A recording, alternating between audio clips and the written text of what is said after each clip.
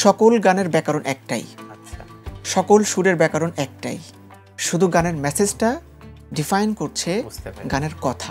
এখন যদি আমাদের অডিয়েন্স ওরকম থাকতো, যদি আমাদের নেসেসিটি থাকতো, তাহলে হয়তো এটা কেন করতো, হয়তো করবে। আমরা যে সময় আলাপ করছি হয়তো এটা হয়তো এই সময় নাই, বাট ইন ফিউচার এটা থাকবে।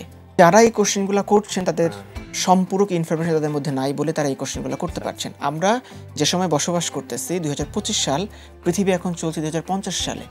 গানটা আমার প্যাশন হয়ে গিয়েছে এটা থেকে হয়তো বের হওয়া সম্ভব না। আর আমি যা কিছুই করি না কেন, গান কখনো আমি ভুলবো না, বা যদি আমার সেন্স বিকল না হয়ে যায়। আসসালামু আলাইকুম।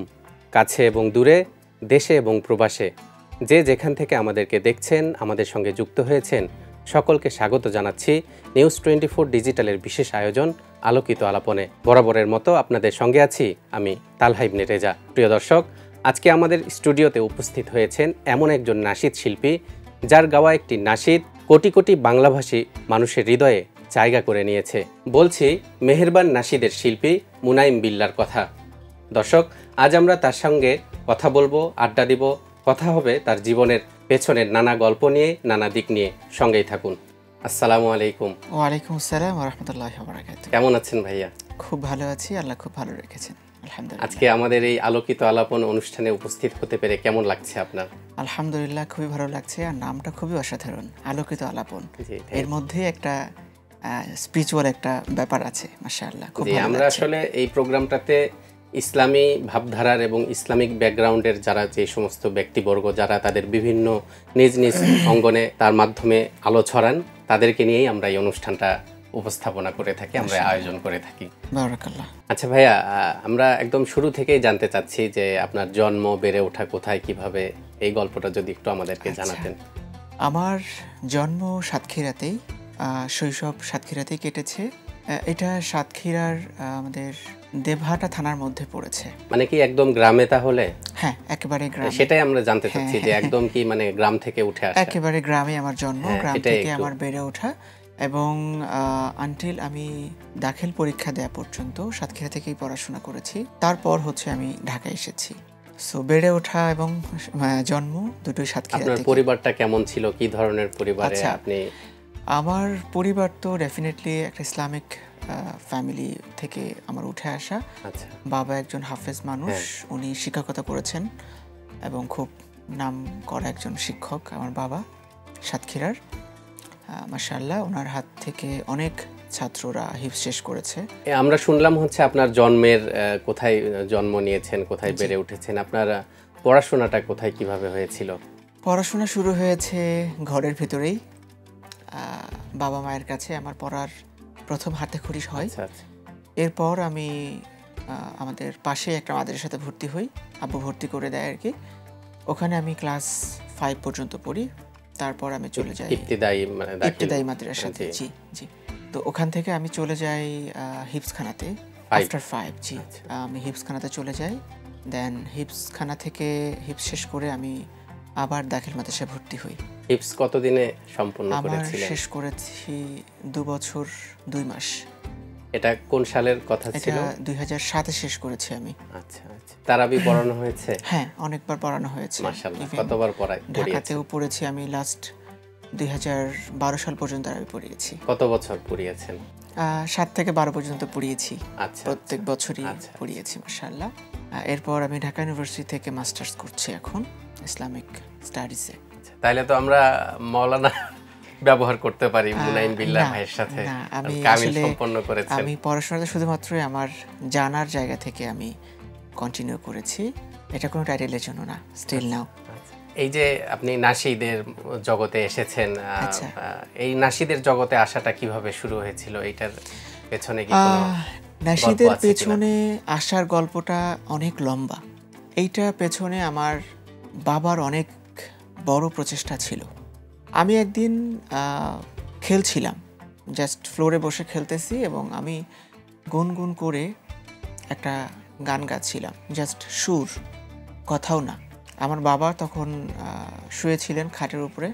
আমার স্পষ্ট মনে আছে, আব্বু আমাকে বলতেছে যে তুমি কোনো গজল পারো? আমি বলছি আমি একটা গজল পারি। তো বলো। সেই গজলটা ছিল 2 লাইনের গজল। কোনটা সেটা? প্রশংসা সবই কেবল তোমারই রব্বুল আলামিন। এইটুকুই আমি টানা 4 মিনিট আব্বুকে 2 লাইনই শুনাইছিলাম। আচ্ছা আচ্ছা। তো আব্বু বলছে যে আর কি এইটুকুই? আমি বলছি এইটুকুই আমি পারি। এই দুটো কলি আপনি বারবার হ্যাঁ, গেয়েছেন তখন তো 3-4 মানে মিনিট ছোট। ধরে। হ্যাঁ, আমি মনে করছি যে এইটুকুই মনে হয় গজল। আচ্ছা আচ্ছা। হ্যাঁ, বাট ওইটা আমি শুনেছি থেকে মাইক থেকে। ওই যে তখন তো আপনি জানেন যে আমাদের ওই শৈশবকালে যে আইসক্রিম বিক্রি করতো, তো উনি কিন্তু ওনার যে ক্যানভাসটা ছিল মাঝে মাঝে কিন্তু গানটা বাজতো। তো দেখা যাচ্ছে উনি ক্যানভাস যখন শেষ করেছে আবার এই 2টা লাইনই বেজেছে, আর তো চলতে থাকতো ওনারা। তো আমার কানে ঠিক ওই 2টা লাইনই এসেছে। বুঝতে পেরেছি। আর আমি মনে করছি এই 2 লাইনই গজল। তো আব্বু তখন যেটা করলেন, স্থানীয়ভাবে খোঁজ নিলেন যে কারা হচ্ছে গজল শেখায়। তো ওখানে একটা সংগঠনকে পেলেন যারা বাচ্চাদেরকে শুধু শুক্রবারে গান শেখায়। ওইটা ছিল খুব বয়স্ক কিছু মানুষজন ছিলেন, বাচ্চারা যাইতেন। তো আমাকেও যাইতে হতো বা আব্বু নিয়ে যেত সাইকেলে করে। ওইখানে গিয়ে আমার শেখা শুরু হলো। ওখানে শেখা শুরুর পরে ইসলামিক ফাউন্ডেশন থেকে একটা প্রতিযোগিতা হতো। এটা প্রথম হতো হচ্ছে থানাব্যাপী, তারপর জেলা, তারপর বিভাগীয়। হ্যাঁ, তখন আমি ওখানে পার্টিসিপেট করলাম। থানা পর্যায়ে আমি ফার্স্ট হলাম, তারপর আমাকে জেলা পর্যায়ে নেওয়া হলো। তখন তো আসলে বুঝতাম না। তো আমি যেটা করেছিলাম যে গান গেয়ে আমি থানা পর্যায়ে ফার্স্ট হয়েছি, ওই সেম গান গেয়েছি আমি আবার থানা পর্যায়ে, জেলা পর্যায়ে। কোন গানটা? ওটা ছিল হচ্ছে গল্প বলি শোনো প্রিয় নবীজির, শ্রেষ্ঠ মানুষ যিনি এই ধরনীর। খুবই সুন্দর একটা গজল ছিল। তো আমি ওইটা গিয়ে জেলা পর্যায়ে আমার গানটা খুব সুন্দর হয়েছিল, সব পছন্দ করেছিল। কিন্তু থানা পর্যায়ে যারা বিচারক ছিল তারা তো যখন ওখানে ছিল জেলা পর্যায়ে, তারা বলল যেটা একই গান গেয়ে এটা হবে না। তো ওটা আর হলো না, আমি চলে আসলাম। তো এই যাত্রাতে আসলে মূল অনুপ্রেরণা বা মূল পথ প্রদর্শক সেটা হচ্ছে আব্বু।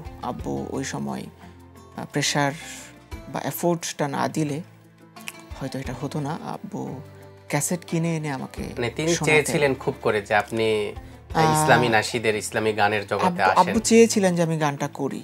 আচ্ছা। এবং আমি ফিল করতাম, আমার খুব মানে আত্মবিশ্বাস ছিল যে আমি হয়তো এই জায়গাটা ভালো করব এবং আমি পারবো। এটা আমার খুব আত্মবিশ্বাস ছিল। ছোটবেলায় আমার এই যে গাওয়া এবং আমার যে চাহিদা, এইটার উপরে মানে এত বেশি মানুষ জানাজানি হয়েছিল যে কোথাও মাহফিল হলে সেখানে আমার যাওয়া লাগতো। আচ্ছা আচ্ছা। এমন হয়েছে আমি ছোট মানুষ, হ্যাঁ, আমি ঘুমিয়ে পড়েছি, বাট আমাকে ঘুমন্ত অবস্থায় টেনে নেওয়া হয়েছে। আচ্ছা, এমনও হয়েছে। বাহ। তো ওই ব্যাপারটা হয়েছে। কিন্তু একটা জায়গায় কখনো আব্বু ছাড় দেন না, সেটা হচ্ছে পড়াশোনা বাদ দিয়ে যে আমাকে গান করতে হবে, এটা কখনো করেন। আমার কিন্তু এই জার্নিটা বারবার পজ গিয়েছে পড়াশোনার জন্য, বিভিন্ন সময় পজ গিয়েছে এবং প্রত্যেকবারই এটাকে রিফর্ম করে আমরা ফিরিয়ে নিয়ে আসতে পেরেছি আলহামদুলিল্লাহ। ওই যে ইচ্ছা শক্তি এবং খুব বেশি আত্মবিশ্বাস ছিল আমার যে আমি পারবো। তাহলে এই যে আপনার আব্বু এখন তো খুব আশা করি তিনি সন্তুষ্ট এবং তিনি দেখে যেতে পারছেন যে আমরা আশা করতে পারি আর কি। আব্বু ভালো জানেন। আচ্ছা আচ্ছা, ভালো লাগতো যদি আমরা আঙ্কেলকে পেতাম এই অনুষ্ঠানে, তাহলে তার অনুভূতিটা আমরা জানতে পারতাম। আচ্ছা, আপনি নিজে ছোটবেলায় কি হওয়ার স্বপ্ন দেখতেন? ওইটা তো আপনার বাবার ইচ্ছা ছিল। আপনি আসলে যখন পড়াশোনা করেন বুঝতে শিখেছেন যে অনেকেরই ছোটদের একটা থাকে যে আমি বড় হয়ে এটা হব ওটা হব, এরকম কি আপনার কোনো টার্গেট বা গোল ছিল কিনা? আচ্ছা, ছোটকাল থেকে তো আসলে বাবা মা একটা মানে মোটো দেখিয়ে দেয়, একটা গোল দেখিয়ে দেয়, তোমাকে এটা হইতে হবে। হ্যাঁ, কারণ এখানে একটু আমি ইন্টারাপ্ট করি, এরকমই কিন্তু সাধারণত হয়ে থাকে যে বাচ্চাদের ইচ্ছা একরকম থাকে, বাবা মাদের ইচ্ছা, অভিভাবকদের ইচ্ছা আরেক রকম থাকে। সাধারণত এরকমই হয় আমার যতদূর। আমার ক্ষেত্রে এটা কখনোই হয়নি। আমার ক্ষেত্রে এটা কখনোই হয় নাই। আমি আব্বুকে একবার তার ছাত্রদের কাছে বলতে শুনেছি যে আব্বু স্বপ্ন দেখেছেন যে আমি মুহাদ্দিস হয়েছি। মাশাআল্লাহ। হ্যাঁ, আব্বু স্বপ্ন দেখেছেন, কিন্তু আব্বু কখনো আমাকে ফোর্স করেন নাই তোমাকে এইটা হতে হবে, এইটা হও। আব্বু আম্মু দুজনেই আমাকে একটা কথা খুব স্পষ্টভাবে বলতেন যে মানুষের মতো মানুষ হও, কখনো কারোর জন্য তুমি যেন বাধা না হও এবং কখনো কারোর কাছে যেন অপমানিত না হও, মানুষের জন্য কষ্টকর যেন কোনো কাজে বা কোনো সময় তুমি না হয়ে যাও। এইটা আমাকে সব সময় আব্বু বলতেন যে মানুষের মতো মানুষ হও। তো ওই জায়গাটা যখন সেট করেছি যে আমাকে মানুষের মতো মানুষ হইতে হবে, তখন আসলে আমার উদ্দেশ্যটা তখন ক্লিয়ার হয়ে গিয়েছে যে মানুষের মতো মানুষ যদি আমাকে হইতে হয় তাহলে আমার কি করণীয়। দেন বাকিটা তো ক্লিয়ার যে আমরা এখন কি করছি বা কিভাবে আমি আমার ফিউচারটাকে সেট করতে পারছি বা আমি আসলে কি হতে চাই সেটা আমি সেট করে নিয়েছি তখনই। তাহলে আপনিও চাইতেন যে আমি নাশিদের জগতে থাকবো, নাশিদ? হ্যাঁ, এটা হচ্ছে আমার ব্লাডের সাথে মিশে গিয়েছে। আচ্ছা আচ্ছা। আমি যত যা কিছুই করি না কেন গান কখনো আমি ভুলবো না, বা যদি আমার সেন্স বিকল না হয়ে যায় এটা ঠিক থাকবে। একই সাথে আমার আলটিমেট যে টার্গেটটা সে জায়গায় আমার ঠিক থাকবে, তবে গান ছেড়ে না। গানটা আমার প্যাশন হয়ে গিয়েছে একটা, এটা থেকে হয়তো বের হওয়া সম্ভব না আর। গানের জগতে আপনার কি কোনো আইডল কেউ আছেন কিনা বা কোনো উস্তাদ গুরু আছেন কিনা? যারা আমার সিনিয়র প্রত্যেককেই আমি ফলো করি, কারণ যে পথ দেখায় সে তো এগিয়েই থাকে। তো আমি বিশ্বাস করি প্রত্যেকের মধ্যেই ভালো কিছু গুণ আছে, আমি ভালোগুলো নেওয়ার চেষ্টা করি। আর ডেফিনেটলি উস্তাদ গান হচ্ছে একটা গুরুমুখী বিদ্যা। এখানে এককভাবে যে আপনি একটা গান শিখলেন, একটা লিরিক পাইলেন আর কাজ শুরু করলেন, তাতে যে আপনি বড় শিল্পী হয়ে যাবেন তা না। আমার একাধিক উস্তাদ আছেন, তবে যার হাত দিয়ে আমার শুরু অফিসিয়ালি না, আমার শুরুটা আব্বুর হাত দিয়ে, যেটা হচ্ছে একদম শৈশবে, পড়াশোনা হোক বা হচ্ছে গানের ক্ষেত্রে হোক। আমার এখনো মনে আছে আমার আব্বু আমাকে একটা গান শিখিয়েছেন, এটা হচ্ছে মোদের কদম যেন থাকে অবিচল, রুখতে অনাচার দাও মনোবল, মোদের কদম যেন থাকে অবিচল, রুখতে অনাচার দাও মনোবল। এটা হচ্ছে একদম আব্বু আমাকে নিজে শিখিয়েছেন।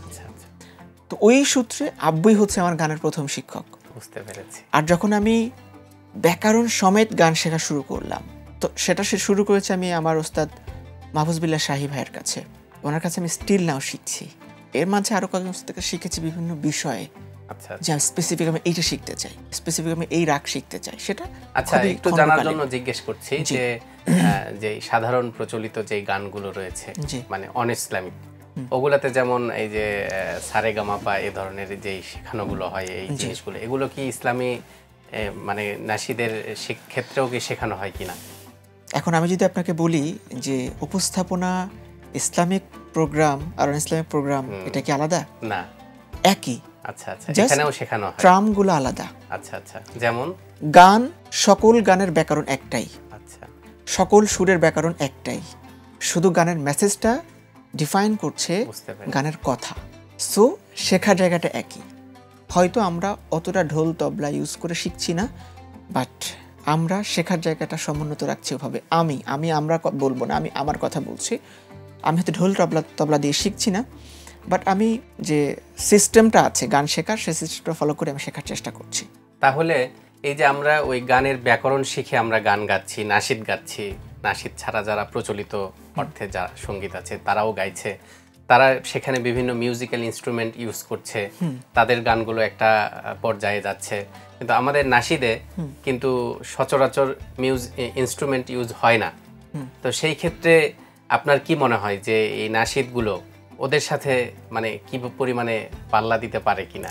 না, পাল্লা দেওয়ার জন্য আসলে আমি কাজ করি না, কে করছে সেটা জানি না, বাট আমি করছি না। যদি আপনি আমার পয়েন্ট অফ ভিউ বলেন, তাহলে উদ্দেশ্য ওই যে আবার যদি গোড়ায় চলে যায় যে কি উদ্দেশ্যে করছি, টার্গেট অডিয়েন্স কারা। এখন একটা কমার্শিয়াল প্রোডাক্ট, আরেকটা হচ্ছে যে না আমি উম্মার জন্য করছি, আমি একটা পজিটিভ মেসেজ দিচ্ছি, তখন সে ডিফারেন্ট। আর মিউজিক নিয়ে একটা বিশাল কন্ট্রোভার্সি আছে, ইসলামিক গানে মিউজিক রাখা না রাখা নিয়ে, ওই দিকে আমরা যেতে পারবো না।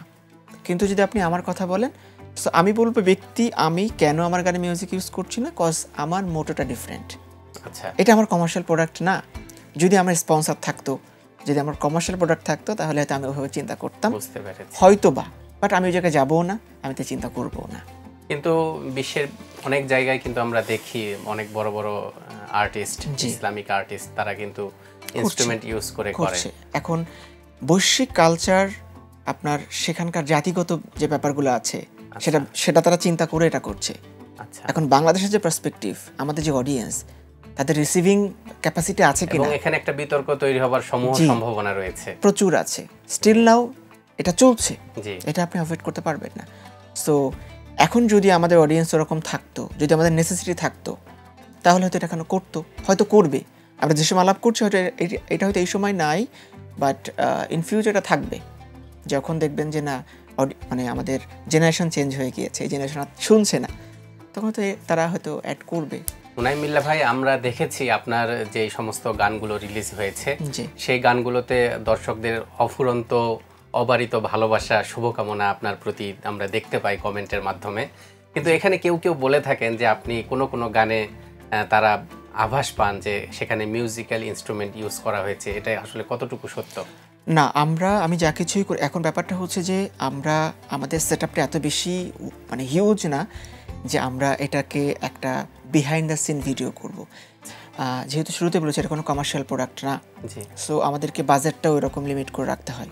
আমরা যা কিছুই করছি অলমোস্ট ভোকাল দিয়ে। আর আপনি হয়তো জানবেন বা যারা মিউজিক ইন্ডাস্ট্রিতে আছেন, এখন অনেক হিউম্যান টোনে অনেকগুলো প্লাগ ইনস বের হয়েছে, আবার ম্যাক্সিমাম কিন্তু এখন ভয়েস দিয়ে এগুলো করা যাচ্ছে। প্রযুক্তি ওই জায়গায় চলে গিয়েছে। সো যারা এই কোশ্চেনগুলো করছেন তাদের সম্পূরক ইনফরমেশন তাদের মধ্যে নাই বলে তারা এই কোশ্চেনগুলো করতে পারছেন। আমরা যে সময় বসবাস করতেছি 2025 সাল, পৃথিবী এখন চলছে 2050 সালে, বুঝতে পেরেছেন? আমরা এখন আলোচনা করতেছি 2025 সাল বা তারও আগের নিয়ে। সো ওইটা না, আমরা চেষ্টা করছি ভোকাল দিয়ে করার আমার গানগুলোর ক্ষেত্রে। আচ্ছা, তাহলে এখানে মানে খুব সম্ভবত মানে সফটওয়্যারের ইউজটা বেশি হয়।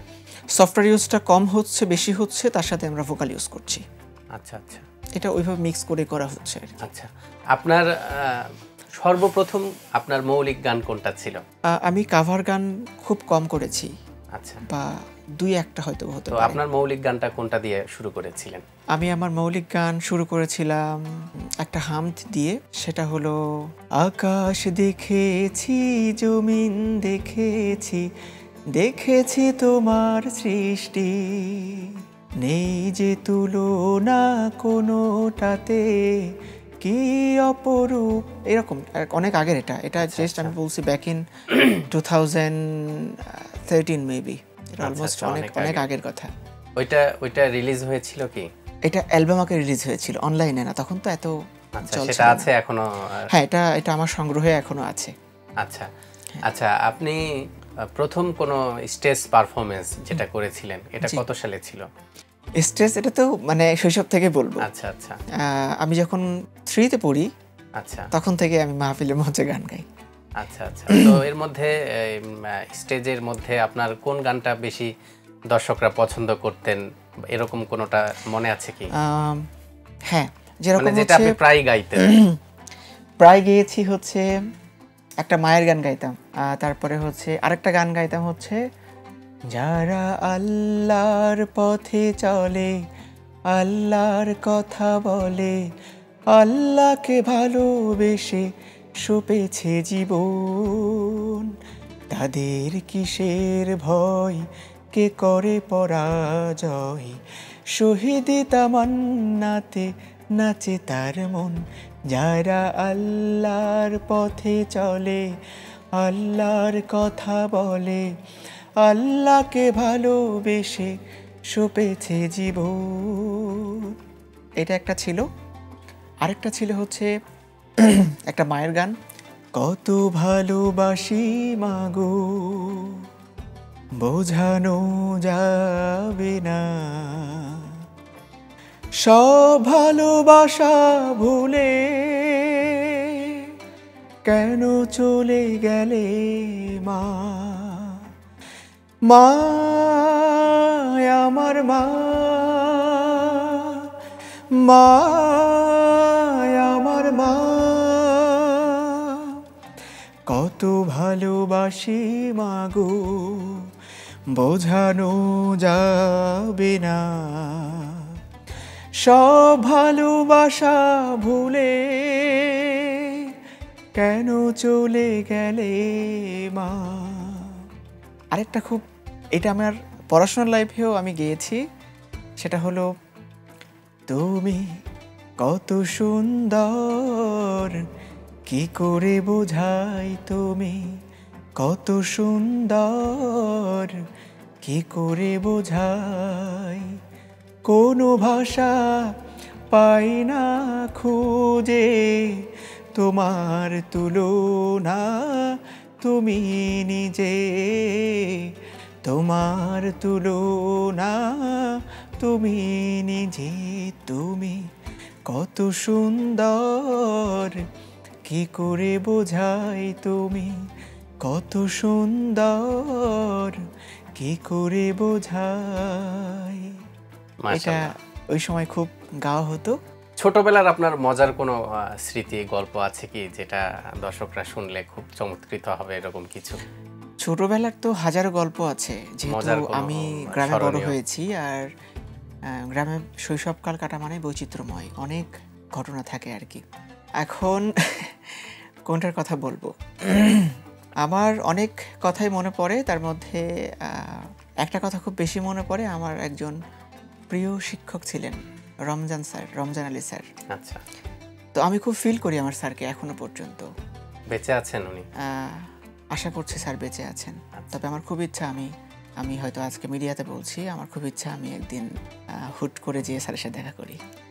আল্লাহ আপনার আশা কবুল করুন। তো স্যারের সাথে আমার সম্পর্কটা খুব ভালো ছিল এবং স্যার খুব দোয়া করতেন আমার জন্য। আমি হিপসখানাতে যখন গিয়েছি, ফিরেছি, স্যারের সাথে দেখা করতাম। আমাদের এখানে একটা কম্পিউটার ফেয়ার হতো, একটা অনুষ্ঠান মতো আর কি, মেলা।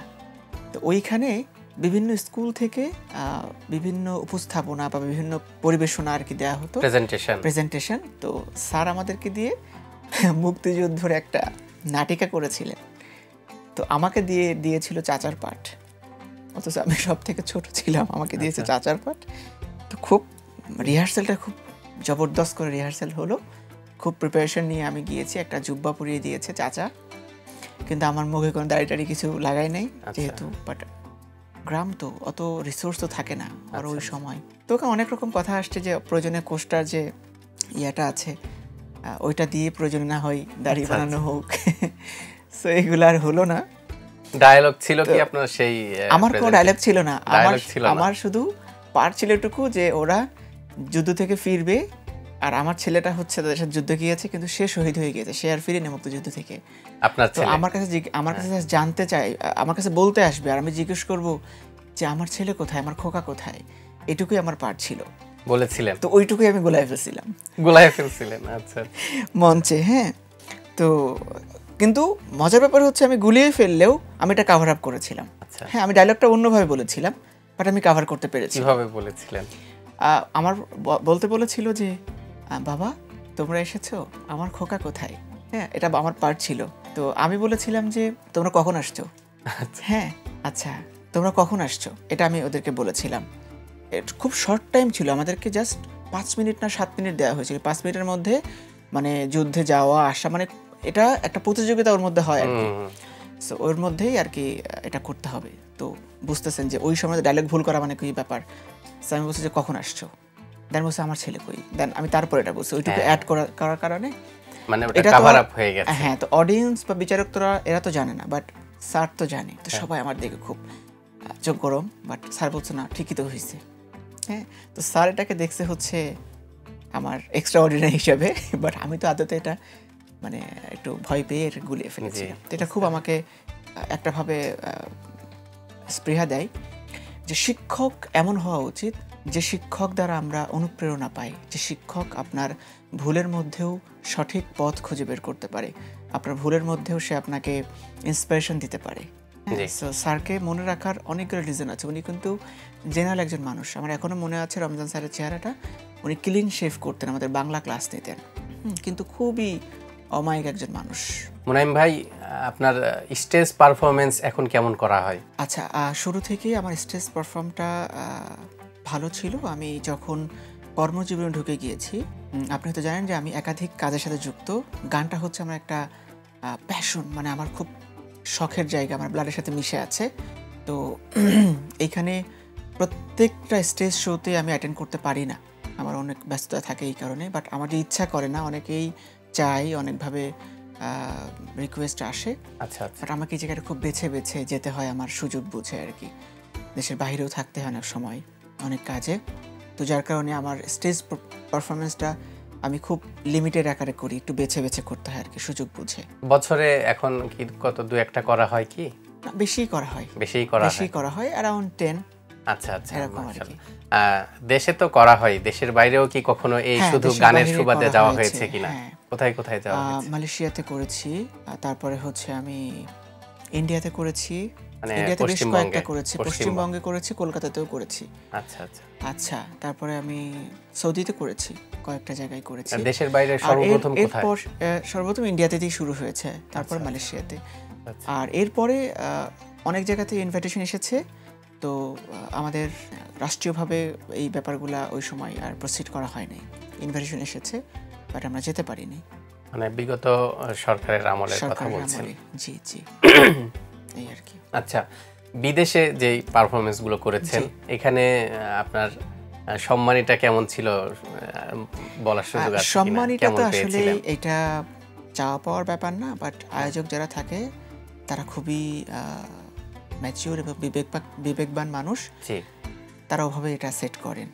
আর ব্যক্তিগতভাবে আমি কখনো কেউ বলতে পারবে না যে আমি কারোর কাছ থেকে টাকা চেয়ে নিয়েছি। আমি সবসময় বলেছি, ভাই, দিস ইজ দ্য রিয়েলিটি, দেন আপনি এখন চিন্তা করতে পারেন যে কিভাবে করলে উভয়ের জন্য এহসান হয়।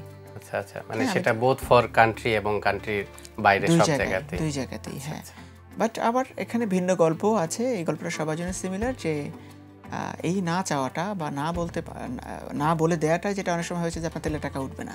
হ্যাঁ, এটা আমাদের দেশে আলেম সমাজ থেকে শুরু করে ইসলামিক গানের শিল্পীরাও এই ব্যাপারে খুব বেশি ভুক্তভোগী। যে যখনই আপনি বলাটা বন্ধ করে দিয়েছেন, তখনই দেখা যাচ্ছে যে আপনাকে আর ওইভাবে জাহাজি করতেছে না। 5,000 টাকার একটা খাম ধরিয়ে দিয়েছে। আচ্ছা, অনেকেই মনে করেন যে এই যে মেহেরবান যেই নাশিদটা, যেটা গিয়ে আপনি সবচেয়ে বেশি পপুলারিটি অর্জন করেছেন, আপনার দর্শকপ্রিয়তা পেয়েছেন। আমার পপুলারিটি কিছুই নেই, আল্লাহ কবুল করেছেন। জি জি। আল্লাহ এটাকে তো কবুল করেছেন। আপনার ওই গানটার আগের কি আপনার অবস্থানটা কি ছিল? মানে ওইটার আগেও তো অনেক গান সম্ভবত গান গেয়েছেন। করেছি, হ্যাঁ। ওইটার আগে সেগুলোর মধ্যে কোনোটা দর্শকপ্রিয়তা পায়নি মেহেরবান ছাড়া? মেহেরবানের আগে আসলে আমার একটা গান করেছিলাম আমি আমাদের শ্রদ্ধেয় আমিরুল মনির মানিক ভাইয়ের সাথে, একটা মা গান করেছিলাম। আচ্ছা ওইটা বেশ মিডিয়া কাভারেজ পেয়েছিল, বাট গানটা তো জনপ্রিয়তা পায়নি। আচ্ছা। ওইটা ওনার সাথে আমার ডুয়েট একটা গান ছিল। মা গানের আগে আমার যতগুলো গান, এগুলো কোনোটা ডিজিটাল ভার্সনের জন্য ছিল না, এগুলো সব ছিল হচ্ছে আপনার অ্যালবাম কেন্দ্রিক। তো অ্যালবাম কেন্দ্রিক গানগুলো তো আসলে জনপ্রিয়তা পায় মানুষ তাদের ওই লেভেলের জিনিসপত্র থাকলেই।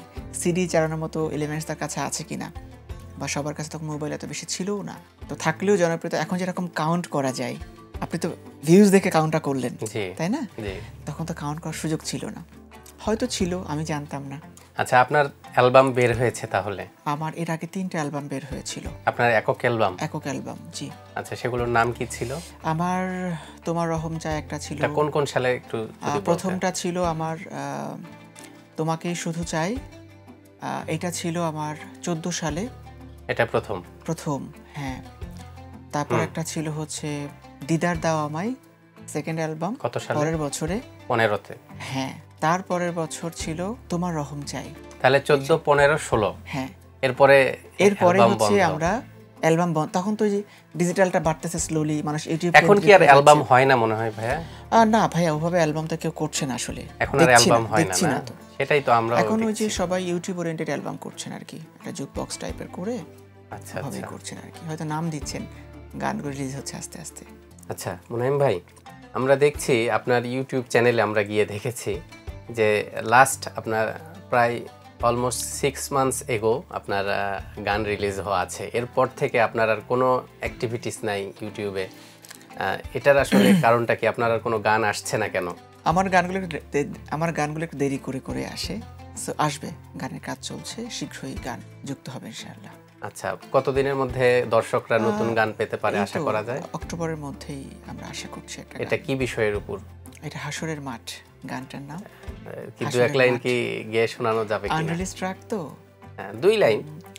অনুতাপী অন্তরে বিভীষিকা প্রান্তরে, দলে দলে ছুটে যাব হাসরের মাঠে, বাবা মা আপনজন আদরের ভাই বোন, পালাবে সেদিন সবে অজানার ঘাটে, একাকী আসামি হয়ে দাঁড়াবো যখন, হিসাব বিনে হিসাব বিনেই মোরে দিও গো জামিন ইয়া আহকামাল হাকিমিন ইয়া আহকামাল হাকিমিন ইয়া আহকামাল হাকিমিন ইয়া আহকামাল হাকিমিন। চমৎকার। আচ্ছা হুনাইম ভাই, এই মুহূর্তে আপনার কি নিয়ে ব্যস্ততা চলছে? এই মুহূর্তে আমি যে কাজটা করছি সেটা হচ্ছে ইসলামিক এডুকেশন নিয়ে আমি একটা কাজ করছি। তাই? খুব ডিপলি এটা নিয়ে কাজ করছি। এটা কি ধরনের? বাংলাদেশে ইসলামিক এডুকেশন নিয়ে তো লম্বা সময় ধরে কাজ হচ্ছে, বাট আমি একটা ডিফারেন্ট একটা ইনিশিয়েটিভ নিয়ে কাজ করছি, যেখানে বাচ্চারা ইংলিশ মিডিয়ামের সাথে হিপসটাকে অ্যালাইন করে অল্প সময়ের মধ্যে এবং কোনো রকম মেন্টাল প্রেশার ছাড়াই যাতে করে বাচ্চারা শিখতে পারে। এবং আমার টার্গেট হচ্ছে বাচ্চারা প্লে থেকে 5-এর মধ্যে তার ইংলিশ মিডিয়াম স্কুলিংয়ের পাশাপাশি হিপসটা শেষ হয়ে যাবে এবং 6 থেকে 8-এর মধ্যে তার মোটামুটি মাদ্রাসা কারিকুলামের যে ফিক, হাদিস, তাফসির থাকে একটা পার্ট আমরা করিয়ে ফেলতে পারবো। আমার মূল উদ্দেশ্য হচ্ছে টিনএজদেরকে কাভার করা। টিনএজ বয়সটা আসার আগে যেন বাচ্চাদেরকে আমরা সাফিসিয়েন্ট ইনফরমেশন বা নলেজ ঢুকিয়ে দিতে পারি ওদের মধ্যে। এবং একই সাথে আমি যে কাজটা করছি সেটা হচ্ছে প্যারেন্টিং। যে মহামারী চলছে, আমাদের এই জেনারেশনকে ডেভেলপ করার জন্য ইসলামিক এডুকেশন এবং প্যারেন্টিং এই দুটো নিয়ে আমি খুব জোর দিয়ে এখন কাজ করছি আমার অন্য সব কাজের পাশাপাশি। মানে এটাকে আপনি মোস্ট প্রায়োরিটি কাতারে রেখেছেন? এক্স্যাক্টলি। এটা নিয়ে আচ্ছা, আপনি কি প্রতিষ্ঠান দিয়েছেন আপনার? আচ্ছা, বেসিক্যালি আমার একটা স্কুল আছে, রুহ ইন্টারন্যাশনাল স্কুল। আচ্ছা আচ্ছা, এটা আমি মেইনটেইন করছি ব্যাক ইন এটার জার্নিটা শুরু হয়েছিল কিভাবে, কবে? 2020 থেকে, মানে কোভিড যে বছর শুরু হয়। আচ্ছা আচ্ছা, আমিও শুরু করলাম জানুয়ারিতে, কোভিড শুরু হলো মার্চে, দেন বন্ধ হয়ে গেল। বন্ধ হওয়ার পর তো আমরা আবার 21-এর লাস্টে সেপ্টেম্বর, 21শে সেপ্টেম্বর থেকে আবার স্টার্ট করতে পেরেছি। ইন দ্য মিন টাইম স্কুলের কার্যক্রম অনলাইনে খুব সীমিত পরিসরে চালু ছিল। আচ্ছা, তো এই 22 থেকে 25 পর্যন্ত আলহামদুলিল্লাহ আমাদের বাচ্চারা ইংলিশ মিডিয়াম স্কুলের পাশাপাশি প্রায় 14টা বাচ্চা আমার হিপস শেষ করেছে। এই বছরও 4জন বাচ্চা আমার হিপস শেষ করছে আলহামদুলিল্লাহ। এটা একটা প্রুভেন আমার যে ওয়ার্কিং যে ফ্লোটা আছে তার মধ্যে একটা প্রুভেন স্টেপ, যে আমার যে কাজটা আমি করতেছি তার একটা প্রুফ আছে। আচ্ছা আচ্ছা, আমার বাচ্চারা ইংলিশ মিডিয়াম স্কুলের পাশাপাশি হিপস শেষ করতে পারছে। আর প্যারেন্টিংটা পাশাপাশি চলছে। স্কুলটা আশা করছি ভালো করবে। আচ্ছা, আমরা তো দেখেছি রাজধানীর বুকে বা রাজধানীর বাইরেও বিভিন্ন জায়গায় অনেক ভালো ভালো মানের স্কুল আছে, ইংলিশ মিডিয়ামও আছে, সেগুলোতেও হিপস পড়ানো হয়, কিন্তু তার মধ্যে আর আপনাদের মধ্যে এর মধ্যে কি কোনো তফাৎ আছে? দারুণ একটা কোশ্চেন করেছেন আপনি আমাকে। ডেফিনেটলি অন্য স্কুলের সাথে আমার স্কুলের যে ডিস্টেন্সটা বা যে ডিফারেন্সটা সেটা হলো যে সে সকল স্কুলগুলোতে হয়তো হিপসটাকে দিয়েছে তুমি পড়তেও পারো, নাও পড়তে পারো, বা পার্ট টাইম একটা হিপস, যেখানে রুহে হিপসটা সবার জন্য বাধ্যতামূলক। এটা কি চাপিয়ে দেয়া হলো না এরকম? আমরা কাউকেই চাপিয়ে দিই না, শুধুমাত্র তাদেরকেই নিচ্ছে যারা হিপসটা করাতে চায়। ও আচ্ছা আচ্ছা, ঠিক আছে। আচ্ছা আচ্ছা, আমরা অ্যাডমিশনের সময় এই কথাটা বলে নেই আপনি হিপস করাবেন কিনা, কবুলিয়তের মালিক তো আল্লাহ। আচ্ছা, মানে এই নিয়ত থাকলে আপনি আছে কিনা you can come. Yeah, so যখনই গার্ডিয়ান আমাদের সাথে এইভাবে অ্যাটাচমেন্টে আসতেছে, দেন তখনই আমরা অ্যাডমিশন প্রসিডিউর করছি। আমরা অ্যাডমিশন নিয়ে বলি তোমাকে হিপস করতে হবে। আমাদের টোটাল যে ডিটেলসটা আছে, আমাদের একাডেমিক যে কারিকুলামটা আছে, সেটা আমরা আগে তাদেরকে ব্রিফ করি যে আমাদের এই বছরে বাচ্চা এতটুকু শিখতেছে, এই বছর এতটুকু শিখতেছে। এবং আপনি অবাক হবেন যে প্রি স্কুল, যেটা আমরা প্লে নার্সারি কেজির মধ্যে ধরি, প্রি স্কুলে বাচ্চাদেরকে আমরা কি শেখাই? ওয়ার্ড শেখাই, সেন্টেন্স শেখাই না খুব বেশি, বাট এই একই সাথে আমি অ্যারাবিকটা এইভাবে ঢুকিয়েছি। বাচ্চারা যখন অ্যালফাবেট শিখতেছে তখন তারা হরফ শিখতেছে, যখন তারা সেন্টেন্স মেকিং শিখতেছে তখন এখানেও তারা ওইভাবে শিখতেছে। এখানে আপনি কেমন ইয়াটা পাচ্ছেন ওদের দিক থেকে, আপনি কেমন রেসপন্সটা পাচ্ছেন? মাশাআল্লাহ, খুবই ভালো, খুবই ভালো। আপনি অবাক হবেন যে এটা ইংলিশ মিডিয়ামের পাশাপাশি খুবই ভালো, খুবই ভালো। আপনার সর্বোচ্চ কত কম সময়ের মধ্যে ইংলিশ মিডিয়ামের পাশাপাশি কোনো বাচ্চা হিপস শেষ করেছে এরকম? 16 মাসে। 16 মাসে আমার বাচ্চা শেষ করেছে মাশাআল্লাহ স্কুল থেকে। সো আমি দেখেন, আল্লাহ পাক কোরআনটাকে সহজ করেছেন, আল্লাহ নিজে বলেছেন, আর আমরা নিজেরা মুখের জোরে বলি যে কোরআন হিফজ সবার জন্য না। আমার যুদ্ধটা হচ্ছে ওখানেই, যেটা আল্লাহ সহজ করেছেন সেখানে সেটা কঠিন করার আপনি আমি কে? তাই না? জি। আপনি তো কঠিন করতে পারেন না না, এটা। নেভার। আচ্ছা, সো এটা প্রুভেন যে একটা বাচ্চা কোনো প্রেশার ছাড়াই ইংলিশ মিডিয়াম স্কুলিং করছে, হিপস করতেছে এবং অনাবাসিক থেকে। আমার বাচ্চা কেউ আবাসিক থাকে না, তারা রাত্রে যার বাসায় গিয়ে ঘুমাচ্ছে। এভাবেই কন্টিনিউ করছি। আলহামদুলিল্লাহ আমার 14টা বাচ্চা হিপস শেষ করেছে মাশাআল্লাহ। 3, 4, 5 এর মধ্যে। আমি ওই আল্লাহর ওই কথাটাকে আমি নোট করে যে আল্লাহ যখন বলছে আমি কোরআনটাকে সহজ করেছি, কোরআন মুখস্থ করা সহজ করেছি এবং সম্মানের ব্যাপার এটা। ওয়ালাকাদ ইয়াসসারনাল কুরআনা লিযিকর। হ্যাঁ, সো এই আয়াতটার আপনি দেখবেন যে আল্লাহ এটাই বলেছেন। সো এই ব্যাপারটাকে মাথায় রেখেই মূলত আমার এই একাডেমিক যে পাথওয়েটা সেটা সাজানো এবং বাচ্চারা ভালো করছে। আচ্ছা, আমরা শুনেছি আপনার কাছ থেকে আপনি নিজেও একজন হিপস সম্পন্নকারী, আপনি নিজেও হাফিজে কোরআন। আল্লাহ কবুল করেছে। তো সেখান থেকে আপনি আপনার মানে অন্তরের সেই ফিলিংস থেকে আপনি হার্টের সেখান থেকে আপনি এই স্কুলে এই ইয়েটা চালু করেছেন। এখানে আমার একটা প্রশ্ন হচ্ছে যে আমরা সাধারণত যেটা জানি যে একজন বাচ্চা সে যখন হিপস সম্পন্ন করে তো তার সেটাকে কিন্তু ইয়াদ ধরে রাখা এটা অনেক বড় একটা চ্যালেঞ্জিং সাবজেক্ট, চ্যালেঞ্জিং বিষয়, ঠিক না?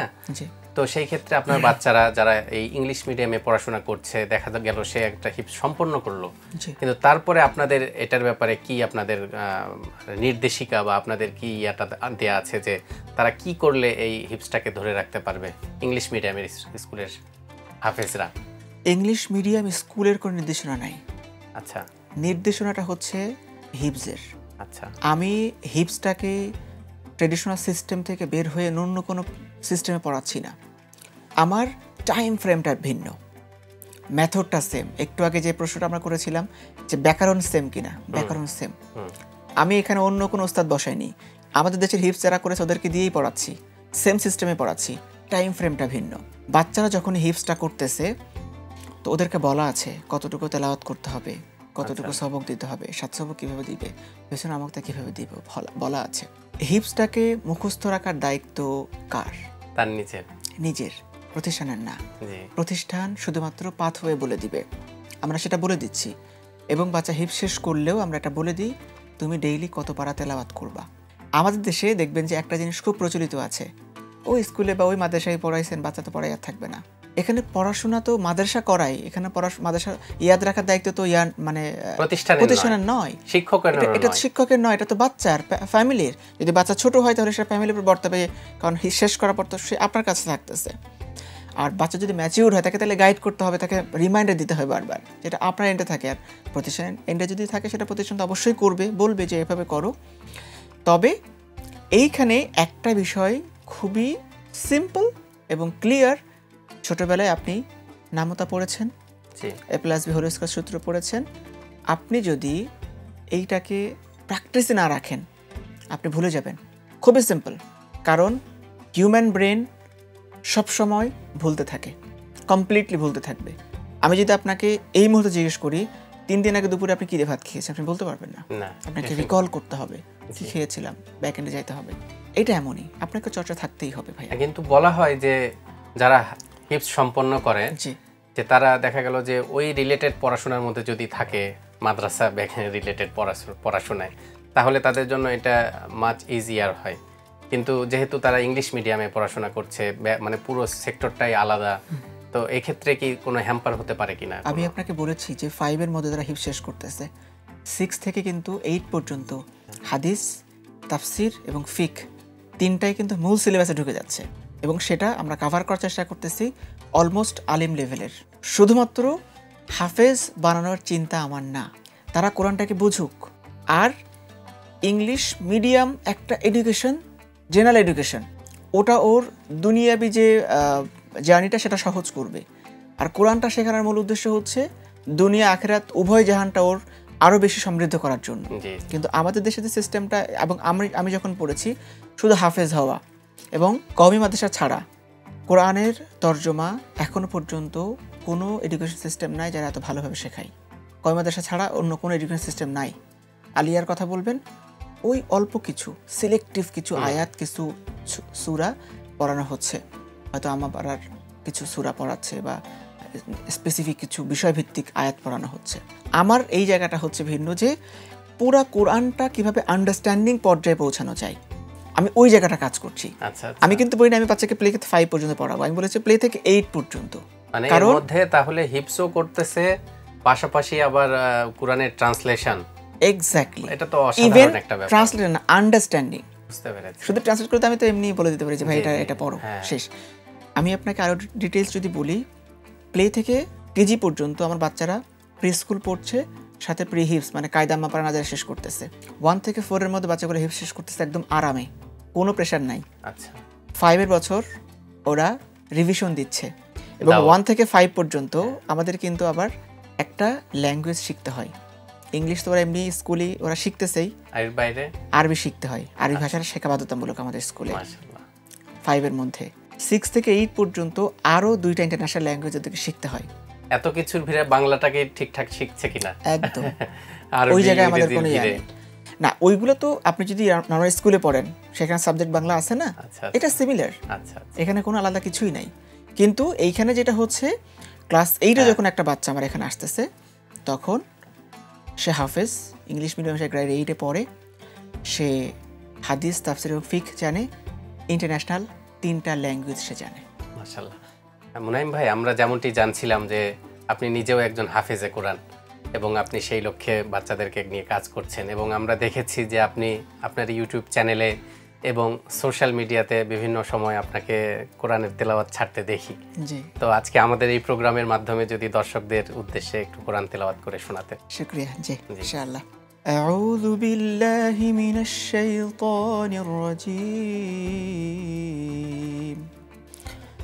বিসমিল্লাহির রহমানির রহিম। আলিফ লাম মিম। যালিকাল কিতাবু লা রাইবা ফীহি হুদাল লিল মুত্তাকিন الذين يؤمنون بالغيب ويقيمون الصلاة ومما رزقناهم ينفقون والذين يؤمنون بما أنزل إليك وما أنزل من قبلك وبالآخرة هم يوقنون أولئك على هدى من ربهم وأولئك هم المفلحون إن الذين كفروا سواء عليهم أأنذرتهم أم لم تنذرهم لا يؤمنون ختم الله على قلوبهم وعلى سمعهم وعلى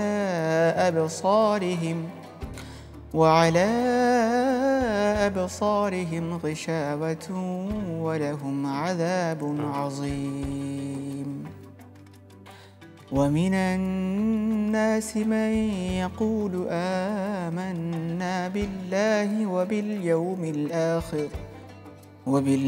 الآخر وما هم بمؤمنين صدق الله العظيم জাযাকাল্লাহ। আল্লাহ আপনার হিফজের মধ্যে বারাকা দান করুন। আমিন। আপনার দেশে এবং দেশের বাইরে আপনার অনেক শুভাকাঙ্ক্ষী রয়েছেন, তারা অনেক আপনাকে ভালোবাসেন, তো আপনার অনেক ভক্ত আছে। তো দেশে অথবা দেশের বাইরে কখনো এরকম দর্শকদের সাথে কি কখনো কোনো এরকম কোনো স্মৃতি আছে কিনা যে দর্শকদের সাথে ভালোবেসে, মানে আপনার কোনো ভক্ত কোনো এরকম কিছু করেছেন, এরকম কি কোনো মজার ঘটনা আছে কিনা? মজার ঘটনা তো বহু আছে, আর আপনি যেটা বললেন সেটার ঘটনা অসংখ্য আছে। আচ্ছা, এর মধ্যে যদি একটা বলা যায়। আমি একবার সিঙ্গাপুর থেকে ফিরতেছিলাম, তো আমার ফ্লাইটটা ছিল রাত 10টায়, আমি ল্যান্ড করেছি। তো আমি ফিরে ওই অ্যাট এ টাইম দেখি যে আরও কয়েকটা বিমান ল্যান্ড করেছে। ইমিগ্রেশনে অনেক লম্বা লাইন, প্রত্যেকটা লাইনেই কম করে হলো 80-85 জন। আচ্ছা, ওই দিন আমার খুব পেইন হচ্ছিল মাথায়। আচ্ছা, মানে বিমান ডিলে থাকার কারণে এয়ারপোর্টে আমাকে বেশ লম্বা সময় থাকতে হয়েছে। আমি খুব দোয়া করতেছিলাম যে আল্লাহ একটু সহজ করে দেন, কোনো একটা ব্যবস্থা করে দেন। আমার সামনে তখন প্রায় 40-45 জন মানুষ দাঁড়িয়ে আছে, এবং ওই ইমিগ্রেশন যে লাইনটা, ওখানে কোনো অফিসারই এখনো আসে নাই, আসবে। এই আমি করতেছি এবং দেখতেছি যে আসলে কোনোটাও আগে আগাচ্ছে কিনা, কেমন সময় নিচ্ছে ইমিগ্রেশন অফিসার, আসলে কত সময় লাগতে পারে। এর মধ্যে আমার সামনে একজন লোক আসছে, আমি তাকিয়ে আছি দেখি, সে আমাকে বলছে যে মুনাইম বিল্লাহ ভাই না? জি। তো উনি একজন ইমিগ্রেশন অফিসার এবং উনি ওই ডেস্কেই বসবেন যে লাইনে আমি ছিলাম।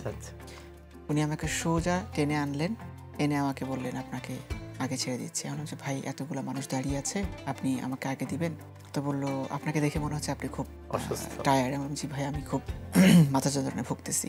তো বললে যে অসুবিধা কেউ যদি বলে আমি বলবো যে আপনি অসুস্থ বলে এটা করেছি। সো এইটা এরকম বহু ঘটনা আমার সাথে হয়েছে, হসপিটালেও এরকম অনেকবার হয়েছে, বিভিন্ন জায়গায় হয়েছে। এটা অসংখ্য মানুষের সাথে এটা হয়েছে এবং এটা আমি মনে করি যে এটা আমার আল্লাহ পাকের পক্ষ থেকে একটা বড় রিজিক, একটা অনেক বড় এহসান আমার জন্য। অনেক বড় এহসান এটা আমার।